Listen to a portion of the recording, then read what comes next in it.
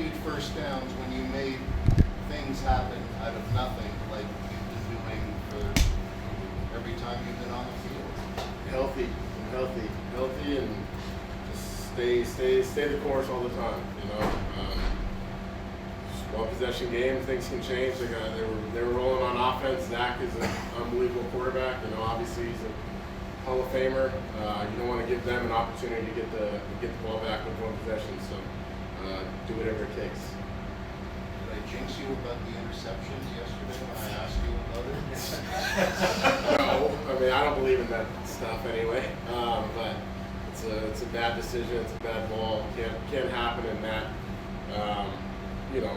In that space with the momentum. I think it was 25-13. Just can't happen. It's unexcusable. That'll cost you games. And if we would have lost this one, I would have been sick for 11 months. How much does it ignite your competitive fire going up against guys, first with Zach, and then looking at next week at Bo, two established winners over the last decade plus who won multiple Grey Cups? I understand it's a team sport, but where you are at this part of your career, introducing yourself on the playoff stage, yeah. Does that get you fired up? Yeah, it does, honestly, a little bit. I just know that, I'm going to have to perform. I don't necessarily even have to outplay those guys because I do believe in our team more than anybody else probably in the world. I know it's not all on me. It's never been all on me. I'm just there to kind of ignite the energy and help our squad out. But if I need to take over, I can do that as well. But it's going to be a heck of a matchup next week versus Bo. That place is going to be rocking, but we're going to be ready for it. What about Stevie Scott? You guys have been inconsistent with the running game all season. Not only his performance, but particularly that rugby maul that pushed him into the end zone that gave you guys the lead.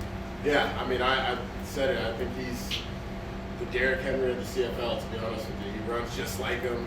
He's a monster. He's turned into a monster, and his confidence is only growing and growing and growing.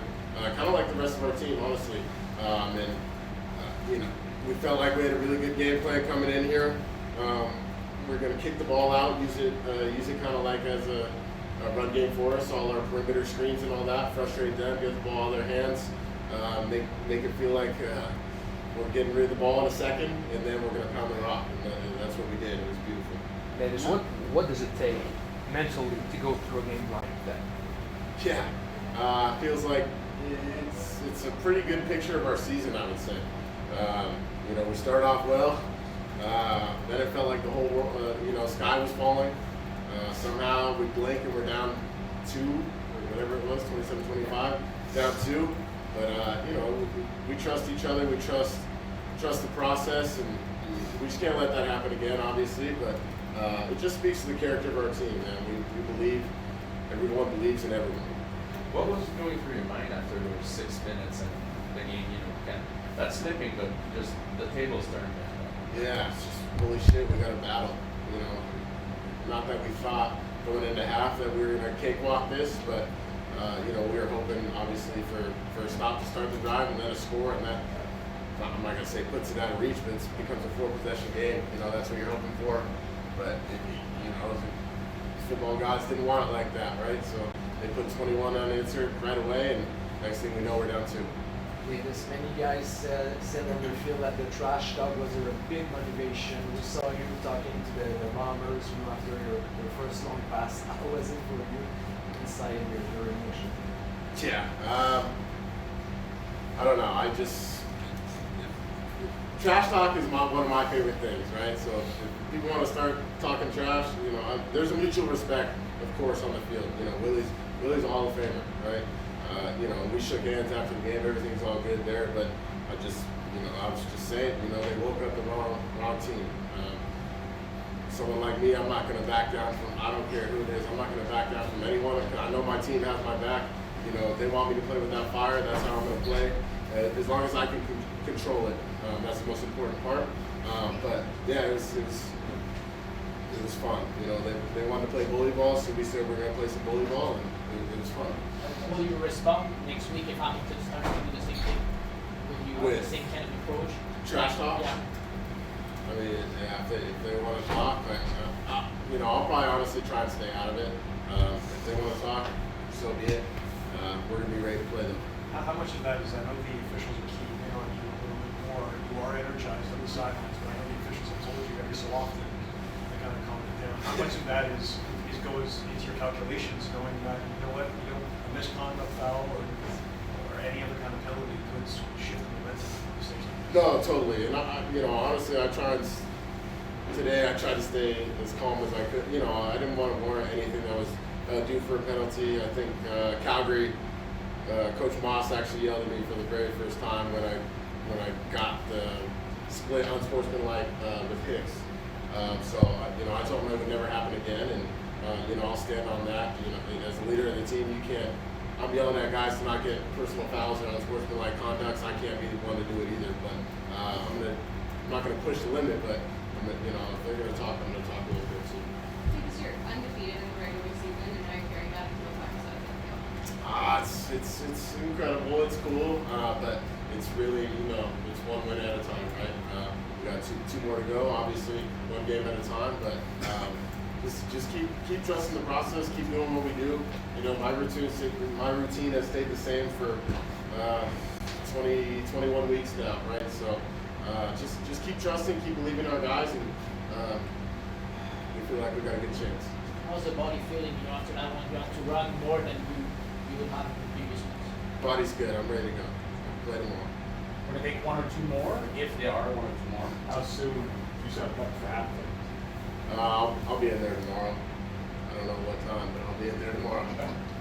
Now that your first playoff game is out of the way, your first playoff victory is out of the way, what do you think you learned about yourself, if anything, in the third quarter when everything was seemingly falling apart, when they took the lead and then you lead your team to a touchdown, which was, there couldn't have been a more timely drive than that to stop the bleeding.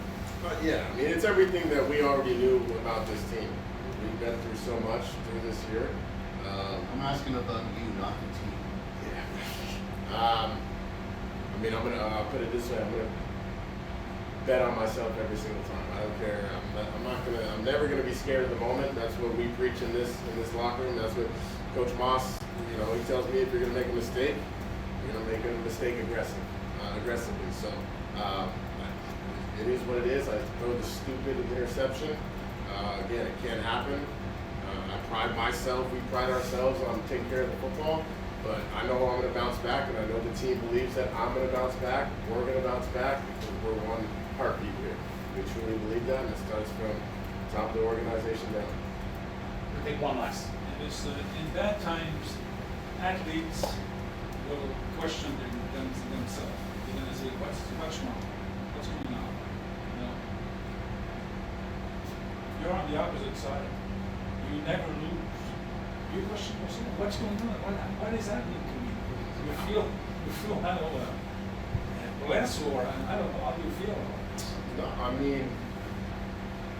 in the most humble way possible, I feel like I'm built for this. I'm built for this league. I'm built to be the quarterback of the Montreal Alouettes. Our values, what we preach, is everything that I've stood on my entire life. It's what I've been taught since I was a little kid from my dad, my mom, my stepmom, my brother.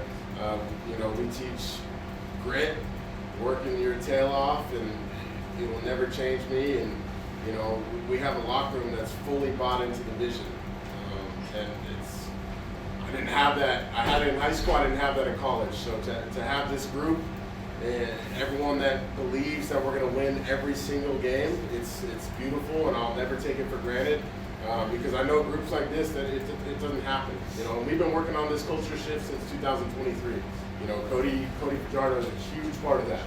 That guy's a competitor. He's a winner. He demanded the best out of everybody. That's what I'm trying to push forward, and even trying to elevate our offense even more. But I feel like I'm made for it, and the work will never stop.